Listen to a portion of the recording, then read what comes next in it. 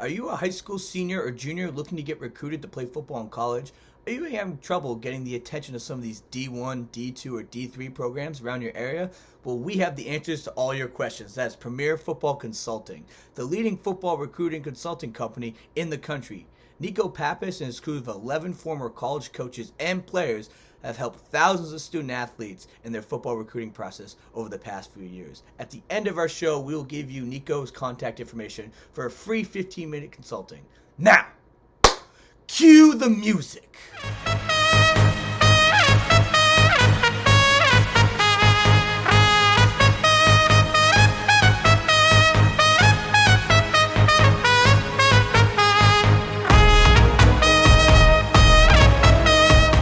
Danny's all fired up because of the Lions. I'm very happy after last night. The offense is back. Ben Johnson's back on my good graces. We're all good. 3-1 going into the break. All sunshine in Detroit, baby. Yes. Folks, welcome to the Rant. And we are back. We got the great Danny V as my co-host. I'm Coach Pap. And the incomparable, the absolute greatest UMass student of all time since Julius Erving, the great, look at him, the great Dane Parseghian. Dr. P. Thank you. Next show, I'll wear my Julius Erving jersey. How about that? The Bears. Yep. And we could win. So, by the way, my hamstrings are killing me because I jumped back on all the bandwagons. My 4 teams, 4-0 this week. 4-0. Chiefs, Bengals, Ravens, and the Bears. So I'm going a big shout out to Coach Waldron, who, you know what?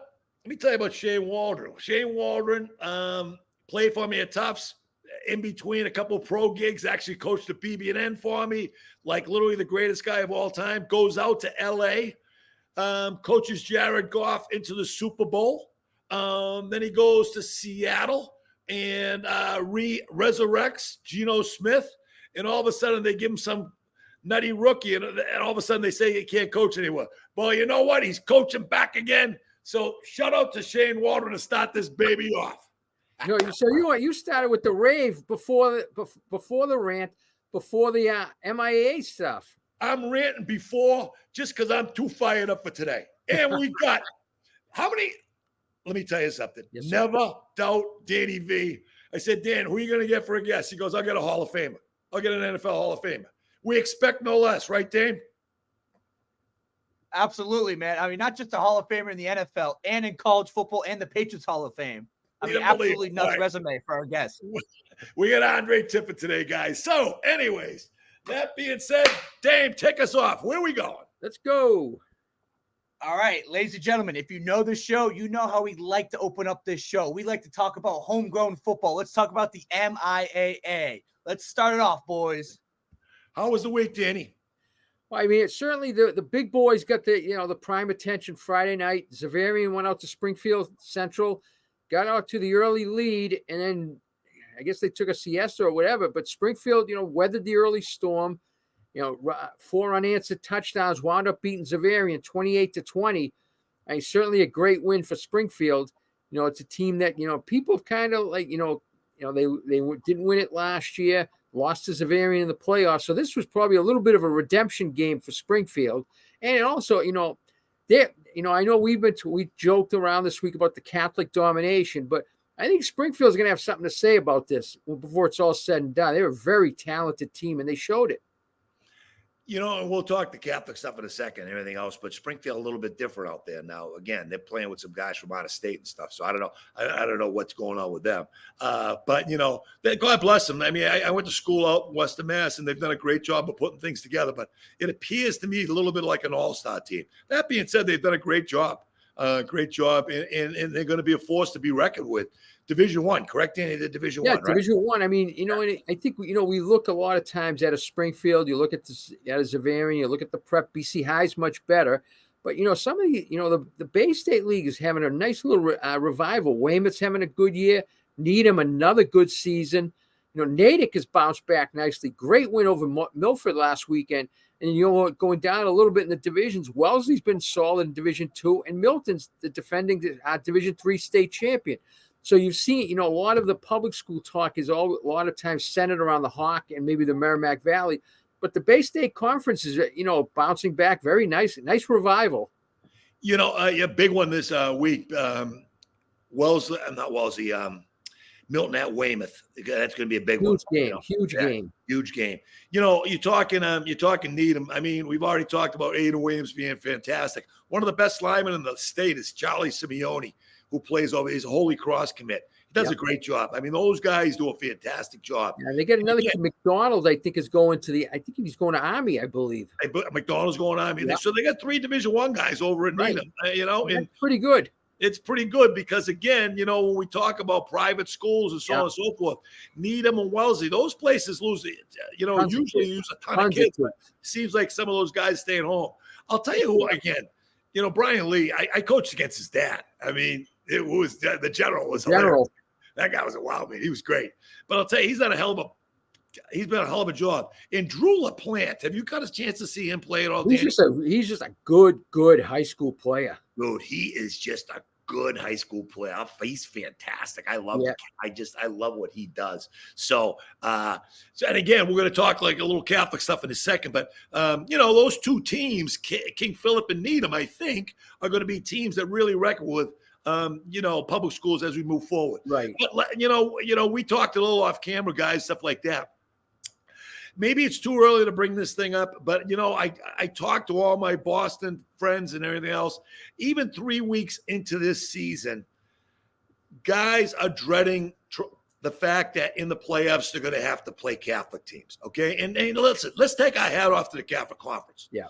I mean, Xaverian, okay, they lost to Springfield. CM lost to a New York team, but St. John's Prep undefeated. BC High undefeated. And how about Malden Catholic under Joe Gaff undefeated? I just talked to Joe. Best start they've had in, I think it's 10 years. Yeah. I mean, it's 3-0, but for Malden Catholic, 3-0 is pretty impressive. And Danny, they're all averaging over 30 points. So and again, we're going to pick this up later in the season and everything else. But, it's just, I think the Catholic Conference is getting closer to the ISL than they are to the MIAA schools. Okay. And again, it's going to be a long conversation. We're going to have a whole show about this. But I can see it coming down. And that's not the only division, Dan, because people are afraid to play Bishop Fenwick and people are afraid to play St. Mary's of Lynn.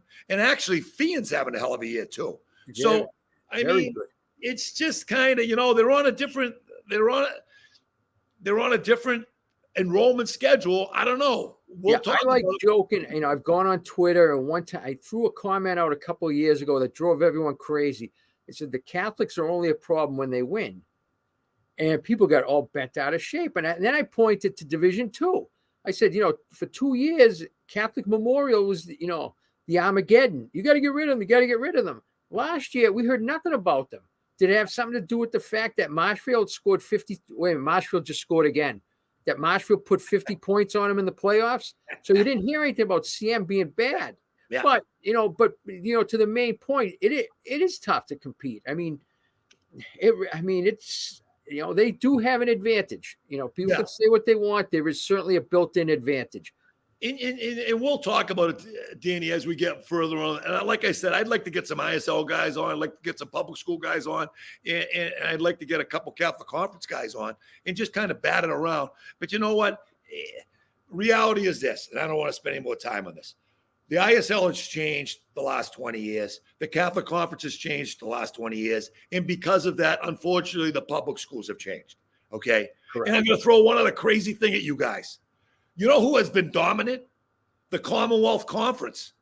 The Vokies, the Sawdust League that we used to make fun of. My God, they ran through the Middlesex League. I mean, Shawsheen killed Belmont. Melrose, I think, lost to Greater Lawrence or Greater Lowell. Wakefield lost to them. I mean, so again, it'll be some fun fodder as we move forward. Yeah, there's no doubt about it. I mean, there is a lot of parity in the law. in the lower divisions, there's a lot of parity, but people tend to look at what's going on in the Division I landscape. And there are a lot of people, Methuen has not been shy about expressing their frustration with having, they have a good season. You got to butt heads with one of them. A few years ago, Haverhill probably had their best season in years. They wind up getting, having to play one. It is demoralizing, no question about it. I can't believe they allow Central Catholic to be in the Merrimack Valley. I'm sorry. I thought what they should have done, and I've said this before, let the girls stay in the league. Right. The boys should be in the Catholic Conference. It would be a great league. It makes too much sense. Makes too much sense. Anyways, all right. So we went off a little track, Damon. What do you got next, Dame? All right, I heard you talk about them before. Let's dive even deeper into it. The ISL. Is this turning out to be a 4-team race? Guys, let me hear about it.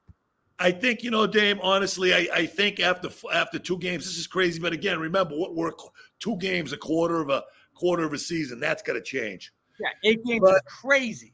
Yeah, it's crazy. And no disrespect to Milton Academy, because I really think that they do a hell of a job down there. Great job. But I think as we look at this thing, and I've seen all the film, everyone, we're kind of looking at a 4-team race. Milton can come back into it. Jimmy O'Leary, in all my times of coaching high school football, Jimmy O'Leary at Governors was the best coach I ever coached against.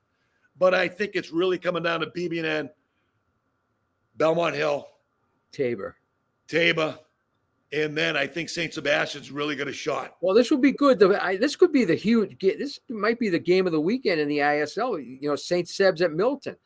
It probably, it's crazy to talk about this just 2-3 weeks in, but there could be a bowl bid there, possibly on the line, because you got to figure, you don't want to disparage anyone, but you got to figure Tabor's going to get a bowl bid. You got to figure BB&N's going to get a bowl bid. I'm going to assume Belmont Hill is probably going to get in. That might be for a bowl bid, that 4th game there. It could be. And St. Sebastian got a fantastic quarterback. Ty Ciangoli is fantastic. He's throwing to his brother. And he's in Kalen Chudzinski, whose dad is former head coach of the Cleveland Browns, now on the BC staff. He's a Princeton commit, I believe. They got 3, and St. Sebastian has 3 FBS offensive linemen as well. So you're right, Danny. That's going to be a hell of a game. It's going to be a hell of a game. And again, I don't know a ton about Tabor just yet. I know they haven't really played anyone really. They beat up on Govs a little bit. But they're going to have to prove they can stop Bo McCormick Bo ran for 500 against them last year. So 0 for 1 there. Yeah, 0 for 1. And the ISL 9, again, I think it's wide open. I'll tell you, I saw the RL Middlesex game. The kid Woodward's doing a hell of a job at Middlesex. Really good job. Yeah, I'm sorry. No, I was just saying. I thought Brooks was going to be the team, and they've scuffled a bit. Kudos to St. Mark's. 15-game losing streak. They snapped it. Good for them. New coach there as well. Another Division I guy, Kenny Goodwin, comes down from Stonehill and Bryant. That's kind of what you're getting in the ISL 9 now. So it's that's going to be wide open. All right, what do we got, Dave? All right, let's go deep into it, baby. All right, now college football. Did we just witness the best game of the year? Georgia, Alabama? I kind of think so. Let's hear about it, fellas. I was exhausted. And that was just after the first quarter. It was just unbelievable watching, the speed, the level of play, and I joke about BC a lot. I respect what they're doing, but you watch a game like that, and you watch what BC is, and it's like, holy mackerel. BC, and they've made strides this year, but to get to that level, that's big boy football. Hey, Jalen Milroe, my God. Now, I don't know if it's going to translate to the NFL. But wow, what a player. And I got to say this. I really like Kirby Smart. I think he's a really good guy. I think he does a great job with his players and everything else. But he got out-coached. That Kalen DeBoer came down. They didn't know what to do. That first half, when they finally figured it out and started figuring out, then they started coming back. But Alabama jumped on them with stuff they had never seen before. And I found it just I just thought it was a coaching chess match where Kalen actually, took it to Kirby, so it was. And you kind of like that because, DeBoer seems like a good guy. And you always hear the old adage, you never want to be the guy to replace the legend. You want to be the guy to replace the guy who replaced the legend. And, those are big shoes to fill. And so far, Bama, the first big test, they passed it with flying colors. If you get a chance, Google Kalen DeBoer's life story. He's from South Dakota. I mean, went to some little NAIA school. And what I love about the guy is every stop he has made, he's brought his staff from City of Sioux NAIA school. So, I mean, I find it a fascinating thing. And again, boy, I'll tell you what, both teams left it on the field. And we may get it 3 times if we're lucky. I'll tell you what, thank God when Georgia was down by 30, I was going to put in a bet just to come back. I was going to put in like a $10. I mean, it would have paid like $500. I forgot to put it in. Thank God they didn't come all the way back. Oh, that would have been a killer. So you won $10 basically. I saved. How about the freshman there for Alabama? Oh my God! Oh my God! I think he could start for the Patriots. Oh, a lot of those guys can. Oh boy! Oh my God! I want to draft him at 17. God damn it! He is absolutely ridiculous. That toe tap he put down, then the spin move. Oh my God! Hey, before we leave college football, we got to give a shout. We got to give a shout out to Bob Chesney down at JMU. Yeah, absolutely. I'll tell you what, Bob Chesney used to work my camp back when he was like the coach at Salve. I mean, literally, he has not changed one iota.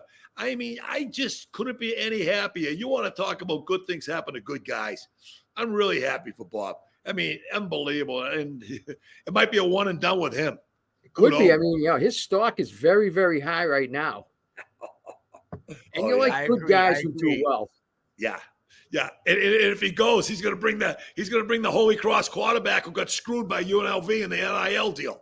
Let me ask you this, because you know this stuff better than me. Yeah. What is your take? Did he get screwed? Was he victimized? He got fucked. He got screwed. Listen, this NIL is so screwed up, fellas. Yeah. That there is no. Here's the problem: the majority of these kids get in, and they don't get an agent.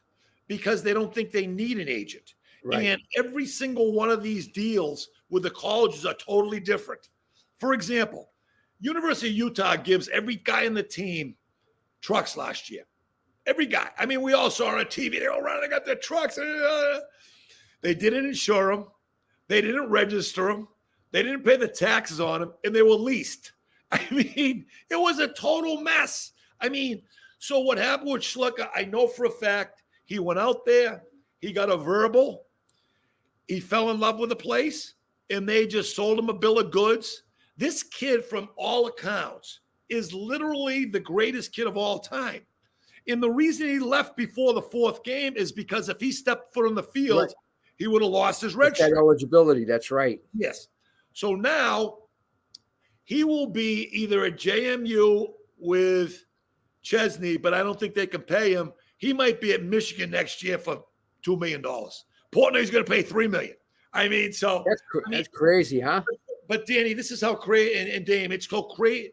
The NIL stuff is wacky. So my son Nico, who sponsors this show, they're into the NIL stuff now, and they do a really good job. But I'll tell you what, you need attorneys, you need an agent, you need a financial person, and any kid that tries to get it without, because. I'll tell you this. I know a president of a collective. And when a kid walks in without an agent, they're like, "Come to mama, come on." That's it. They walk in with an agent, total different game. That's it. Anyway, so what this kid may have done is hopefully he's opened up the eyes for all athletes in all sports. Yeah. If it happened to him, it could happen to me, and I'm not going to let it happen to me. Yeah, absolutely. No, Dan, you're not leaving. We'll pay your NIL. We'll take care of you. I'm in. Yeah, I'll pay you. Right, I'll pay you with the Greek. I'll bring you to the Greek. That is a good deal. What do we got, Dave? All right, let's go down to our last topic of today. Let's dive into the NFL, but more specifically, there's one rookie quarterback that's kind of making a lasting impression on all the quarterbacks in the NFL. Let's talk about Jayden Daniels, baby. Well, I thought you meant Drake May. I wait. I got to give kudos to my Sit Drake May. I got to give kudos to my co-host. Go ahead. Danny called it a long time ago. I thought he was Take the laugh. I thought he was the best player in the draft. When if we wasn't there at 3, if I was the Patriots, I would either stayed there and done the unpopular thing and took Joe Alt or traded down. Because I mean Daniels, he has it. The rookie quarterback thing, it takes time. I mean, and you're starting to see now what's happening. Guys who got a new lease on life. Geno Smith last night. I mean, he was a bust for 5 or 6 years. Yep. Sam Darnold, a bust. Yep. Look at these guys. They finally find their landing spot. It takes time, and not everybody. Cincinnati got. They hit it right with Burrow. The Chiefs. Even Mahomes. I mean, people forget. He didn't get thrown in there at day one. They were a good team. He was behind Alex Smith, but they knew, Alex is going to get you to a certain spot. And, Harbaugh saw it in San Fran. The first time he gets hurt, he brings in some kid named Kaepernick, and they get to the next level. You feel bad for Alex Smith, but, it's a business. Okay, so, excuse me. A couple other things. I got to give a shout out to Jared Goff. I mean, I got a chance to meet him when I went out to L.A., went to practice. What a great kid. And I'll tell you what, Danny, your team last night, I mean, he can't get any better than 100%, but wow. But the key is, Danny, as you well know, they run the football. They run the ball. It. They've gotten, I think they learned a painful lesson against Tampa Bay. They don't need to throw the ball 55 times. You've got 2 legitimate number 1 backs. Your line is arguably one of the top. If it's not the best, it's in the top 3 in the league. Make them earn their keep, and they did last night. They've got 2 legit receivers. They got a terrific tight end, and the guy that's coming on is Tim Patrick, because they need a number 3 guy. And he's been a guy that was very good in Denver, but he suffered a couple of bad injuries in Achilles and ACL. And, he made a couple of catches last night. If he can come in and fill the role that they had with Josh Reynolds last year, they're going to even be that much more tougher to defend. How can you mention him without mentioning Khalif Raymond from Holy Cross? My God. Well, Khalif does a little of everything. I think that's why they don't use him that much, because I think he does. He's great on the special teams. And I think they just get concerned. And I love the guy. I mean, every time he gets out there, he makes a catch. I love Khalif. Second fastest guy on that team to Mikey McCaffrey. There you go. No, and then I gotta 2 things real quick. Listen, I know you're a Belichick guy. I can't. He took a shot at Mayo yesterday. I can't believe it. I mean, I love it. Being an Italian, I love this stuff. That's fine, but you know what? The guy played for you. Come on. I mean, you did it. You hit it on the head. He's miserable. He's always going to be. But, I mean, he says, I don't know what Mayo's plan is. I'll tell you what. I agree with Mayo's plan. I'm with you on the quarterback thing. I mean, you saw it with Brissett. I mean, oh, my goodness. I do, too. Although I will tell you this. I might consider – I mean, after watching Miami last night, I think the Pats can play with them.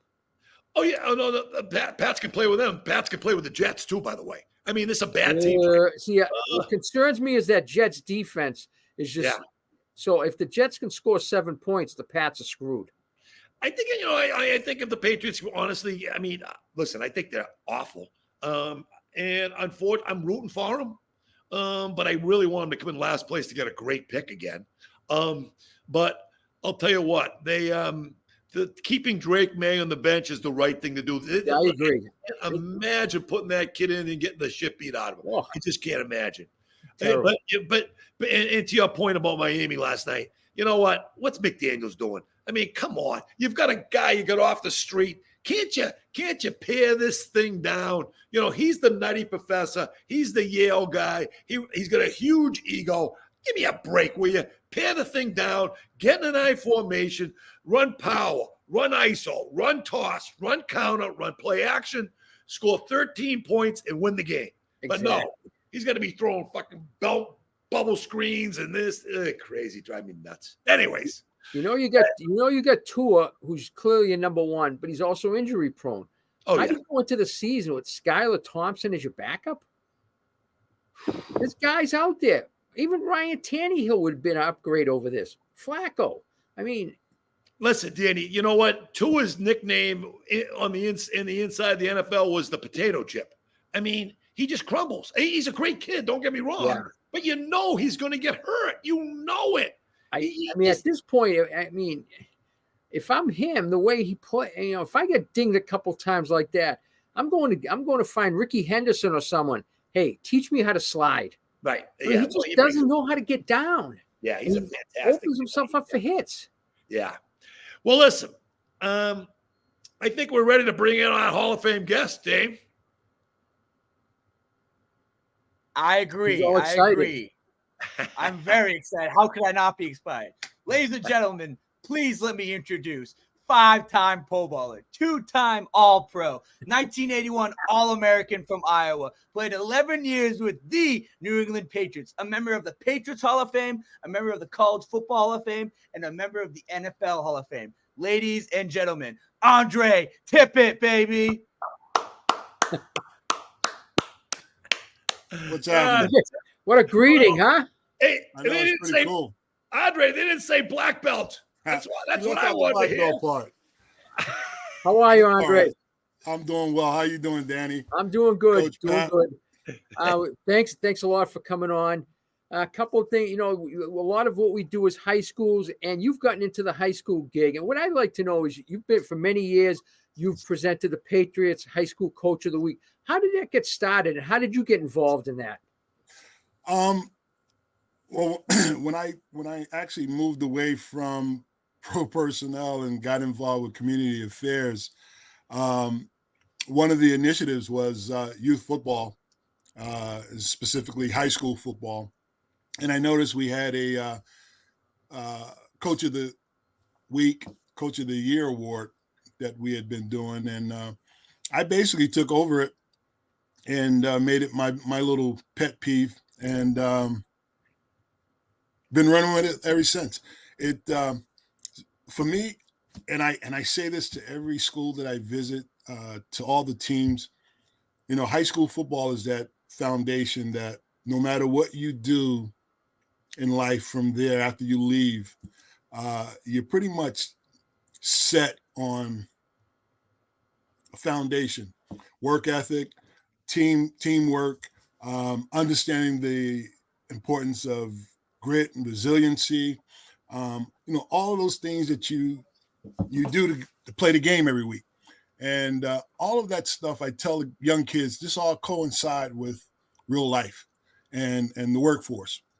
And I said, I guarantee you, out of all the things that you've done in football, you will find at least 4 or 5 of those things that were important to you in the game of football. It's going to be important to you in the game of life. And so with that, I've had so much fun with it. Danny V, you've been very important to me. I've leaned on you like a big brother or a little brother. I don't know who's the oldest. I don't want to give my age because I think I got you. But you've been helpful, and I know your 34 years of being here in Boston and being part of this fabric, and especially the high school level.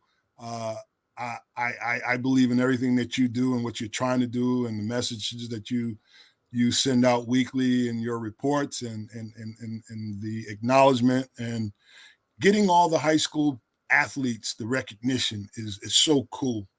And so with that, it gives me that platform to go and remind the kids that although I got lucky and I was able to go to University of Iowa and I played with the Patriots, all my career, if I don't listen to my high school coach and I take the right road instead of the left road, I'm not here to talk to anybody or advise anybody on anything. So I know the importance of that. Growing up in Newark, New Jersey, man, it wasn't an easy street.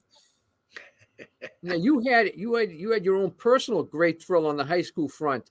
Your son's senior year, I mean, it could not have gone any better for him. He wins a league title, wins a Super Bowl, plays at Gillette Stadium. Talk about what that was like, because I remember talking to you on media day, and you got emotional talking about what it was like seeing your son there. Oh man, it was awesome. I mean, I got a chance to coach him all through Pop Warner, and then when he went to Zavarian, they actually asked, they said, "Hey, if you want to put your gear on and come over on the sideline with us," I said, "No, I'm dropping him off here at Zavarian, and I'm gonna be up in the stands watching him for the next 4 years, and I'm just gonna enjoy it." I said, "I'm gonna get out of the way," and Danny, it was really something to be really proud of. Everything that my high school coach used to say to me and the things that he used to talk to me about, I did with my son. My son even had a chance to spend time with my high school coach and would call him periodically to kind of pick his brain on things. And so I know the experiences of being in 2 state championships and what that felt like. So for him to be in a state championship game and he's played in 3, won 2, and then he's made honors and the fact that he grew up here in Gillette Stadium. I mean, he's been in the locker room more than I have. And for all of that to happen and for him to put it all together, and he was surrounded around some great talent, obviously, great coaching staff, great players, great teammates. And but to see him go out there and play and put it all together, God, I was really, really proud because I felt like it was part of me out there on the field. Now you and Coach Pappas have a somewhat of a similar thing in that Coach was an assistant at Tufts. Yes. And as is your son right now. Yeah, Kobe was at Tufts last year, and Coach, you appreciate this. And you've probably reminded young men throughout the years. Kobe was doing like an internship here with the Patriots and got a chance to meet a ton of college coaches that Bill had let through. And he was telling me about it. And I said, Kobe, I said, how many guys did you meet? He said, "Oh, Dad, I met about 10 coaches." I said, "Do me a favor." I said, "Get you some thank you notes. Write a little, hey, it was nice to meet you. And if anything ever comes available, I'd love to have an opportunity." And he kind of looked at me like, "Come on, Dad, thank you notes again?" I said, "Come on, just." And lo and behold, because of those thank you notes, opportunity came up with Tufts. They reached out to him. They lost a DB coach around the late July, early August. Reached out to Kobe and said, "Hey, would you be interested in coaching the DBs?" And I said, "Kobe," I said, "this is what it's all about, man." I said, "If you're a good person, people respect you," and I said, "good things will happen to you." And he's a great Andre. He's such a great kid. I'll tell you what. That's one of my only disappointments that we couldn't convince him to come over to BB&M. But Oh. Well, you got one of my buddy's kids at little Frankie Williams is a good. Oh, Frankie! Oh, yeah, please! Oh, what a great player! What a great player Frankie was, and ended up being the captain of Bates. Fantastic. Absolutely. Hey, Andre, people don't remember it, but I do. Like I said, I was so excited when you got drafted from the University of Iowa. You came in, I believe, with Ron MIAA, correct? That's correct. And then I think, did you leave with Parcells or right before him? I played Parcells' first year was my last year. Okay. All right. In between Raymond Berry and those guys, anything like that? Were any of the coaches particularly one of your favorite guys? When it's all said and done, you look back on it, all of them played a role. I mean, obviously, having a person like Raymond Berry, stature, former player, Hall of Famer, coach, he kind of understood the game a little bit differently than everyone else, but everyone else contributed in their own way. Ron Myers was, he was at SMU. He got a lot of talent. He had an eye for talent. So you knew that he was going to always do the right thing when it comes to players. And McPherson, he had a great opportunity when he was at Syracuse. And then when he came here, he tried to do some things that he did at Syracuse here, but it didn't work out. But Bill and I used to always talk. I said, this is toward the back nine of my career, and it's really hard to get old dog to learn new tricks as much as I tried. I got the 1 year, but it was fun to be around him. He was different. He understood the game, and you knew he knew the game, but he really, to be there with him and listen to his thought process and how things were going to turn out, and anticipating this and anticipating that, it was different. But probably Raymond Berry was probably by far, because he was right there when things started to blossom for me as a player. Yeah. And I had a lot of fun under Coach Berry. He was phenomenal. I mean, he might be weird, sounded weird at times, and his philosophy and his approach to things. But when it was all said and done, he's a football coach through and through. Yeah, what a great player he was. I will say this: Andre is a great talent evaluator, because I harassed him the night of the draft 2 years ago when the Lions drafted Jack Campbell in the first round and then Laporta in the second round, both Iowa guys. I said, all right, Andre, you're going to love these guys. Both of them are typical Lions players. They're going to step in and produce right away. Look at you. Sure. They, we don't get a lot of 5 stars at Iowa, but we get a lot of players that can play football. And, someone like Kurt and his staff, and, I always tell people, Iowa's only had 2 head coaches in the last 43 years. And you think about Hayden Fry and Kurt Ferentz, and there's a lot to be said about that. And I wear that with as a badge of honor, because I was there at that university. I was there with Hayden Fry when he first got there, and, listening to him rant and rave about what we're going to be like and what we're going to do. And then my senior year, it all happens. He made a believer out of me. And then for Kurt to kind of take that reign and run with it, I mean, that place has nothing but success. And I know the players that have come in through the years, and been some great players. Jack and Laporta, I love watching those guys when they played at Iowa, and you knew it was going to. I like watching them now too. I know you do, especially last night, huh? But it was not bad last night. Those guys were they were holding their own. Yep. Andre, all the guys, I know all the high school coaches, they just get so excited when you come by, and we appreciate your enthusiasm for it. I'll tell you, it is what you do for the state of Massachusetts is second to none. You guys are going to continue doing this? Yes, absolutely. I think, Coach, you hit it right on the head. I think they don't get enough recognition in what they do, and the fact that you got a lot of these guys that like the coach from Bishop Fenwick, 26 years being around young men and developing them, and to be around that long, you're doing something right. And then think about the lives that you're touching. And I know for myself, Frank Ferducci touched my life. Yeah, it's great.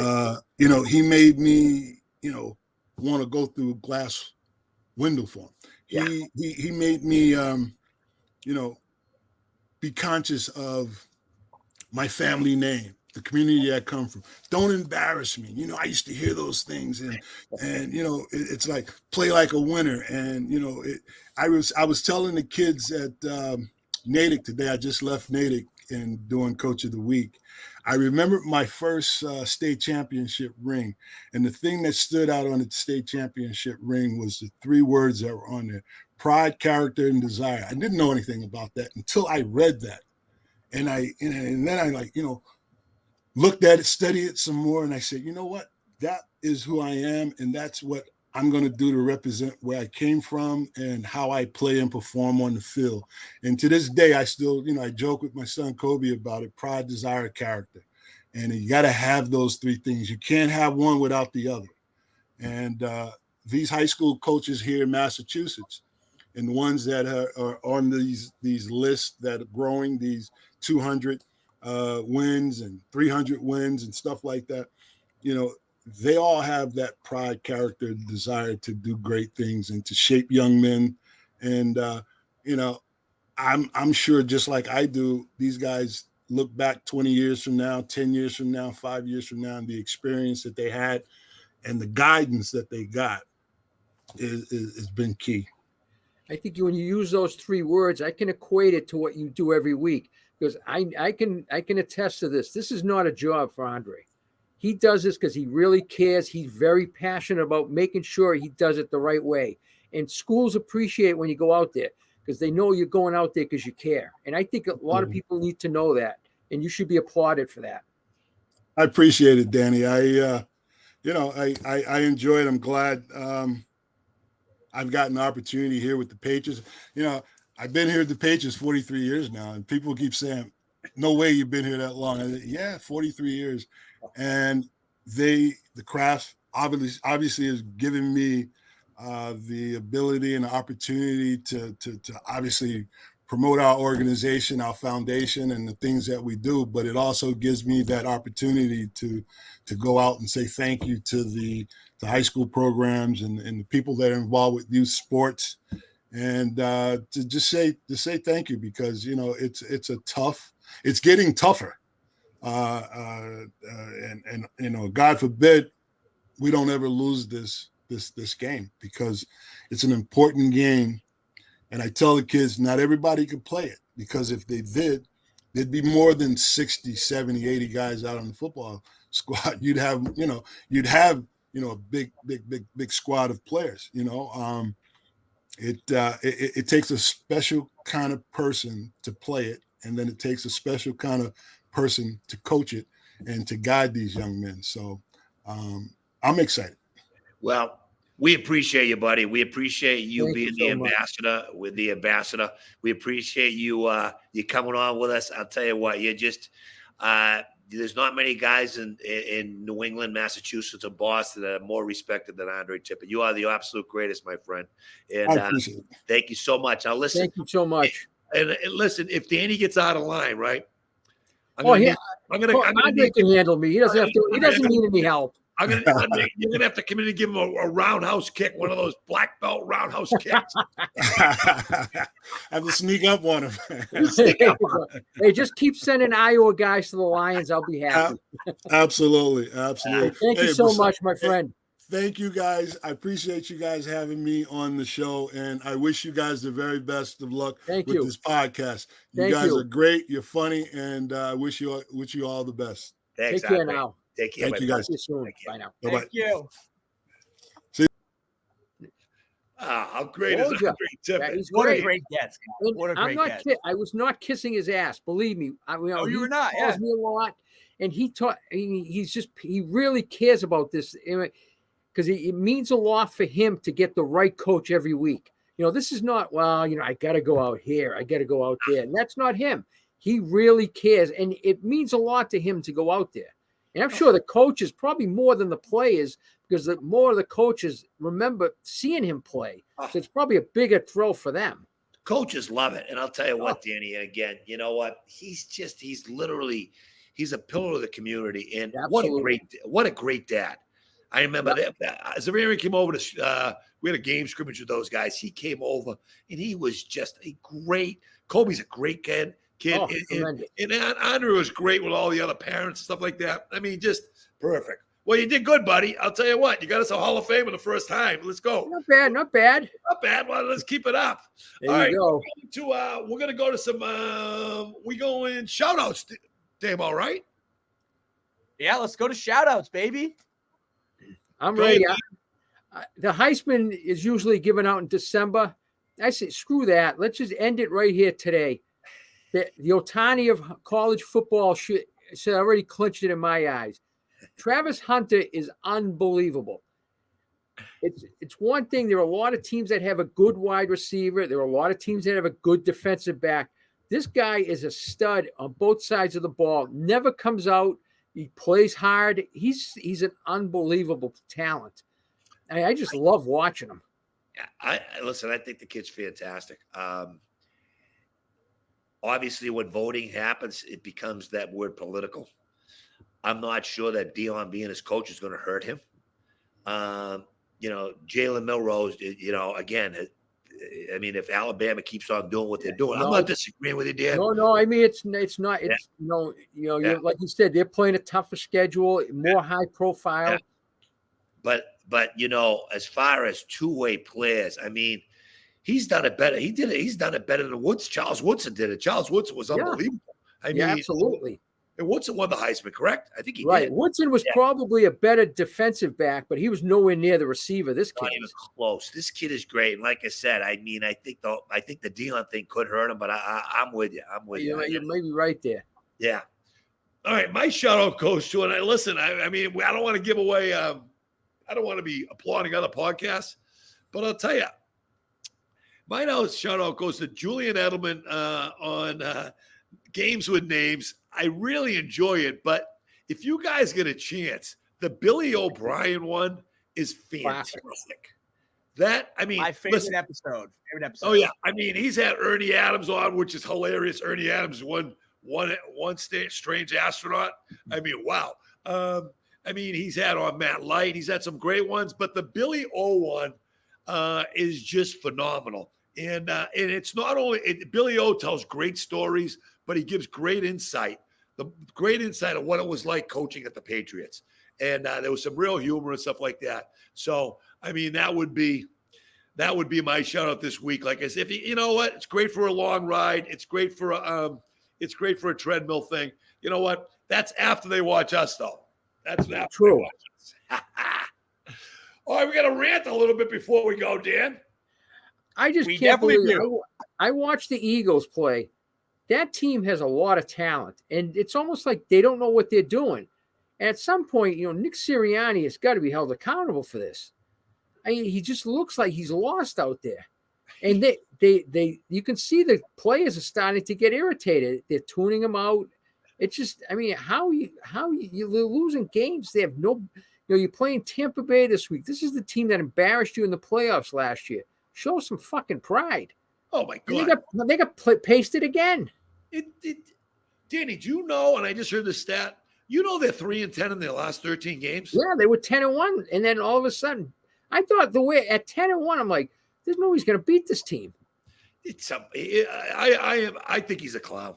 I think Sirianni's a clown. You know what I mean? I thought he was a clown when he was winning as well. And you know what? That thing's going to be on fire. That's going to be on fire. It'll be interesting who gets that job. Well, we know who's going to get that job. That'll be a worst nightmare. Double B. He's coming back. He's back. Back with the Eagles. Come on. He's reinvented himself. He's Mr. Nice Guy now. He's a player's coach. No. He keeps saying, I'm going to coach. I'm going to coach next year. Boys, all I'm going to say is, do you know where Jeff Lurie went to high school? Buckingham, Brown, and Nichols School. What do you think? Now, is he a Newton guy or a Brookline guy? So you're saying this may be a hope for you. But I'll tell you, I'm getting my resume in. There you go. I'm not leaving Florida. I'm not going anywhere. I'm the happiest guy in the world right now. And my rant goes, oh, by the way, I just want to let you know that Tom Brady does watch the rant because he ripped on Baker Mayfield. It was great. It was great. It was just like I said. But my rant is going to go to the city of Oakland. I mean, what in God's name is going on out there? I'll tell you, those sons of bitches. Well, I mean, that in the 70s, in a 4-year period, they had the A's were on a 3-peat. The Warriors won it all in 75. The Raiders run it in 76. Oakland was the epitome of hard, scrabble, tough, badass. And now they got nothing. You want to talk about mismanagement. It's just, it is unbelievable. I feel bad for the people of Oakland. It's just too bad. There's just way too many fancy other destinations out there. I blame Gavin Newsom for this. Me too. Governor Hair Gel. Yeah. We don't want to get political. Not yet. That's going to be our next podcast. Well, no, we have to talk about stuff we know. We know sports. We know We nothing. probably know more politics than some of these guys. Boys, great show. Andre Tippett was absolutely great. Dame, an extra cannoli for you, buddy. You're all good. Nice. The great Danny V Thank was fantastic as always. Until next week, boys and girls, enjoy football. Adios. Great job, fellas.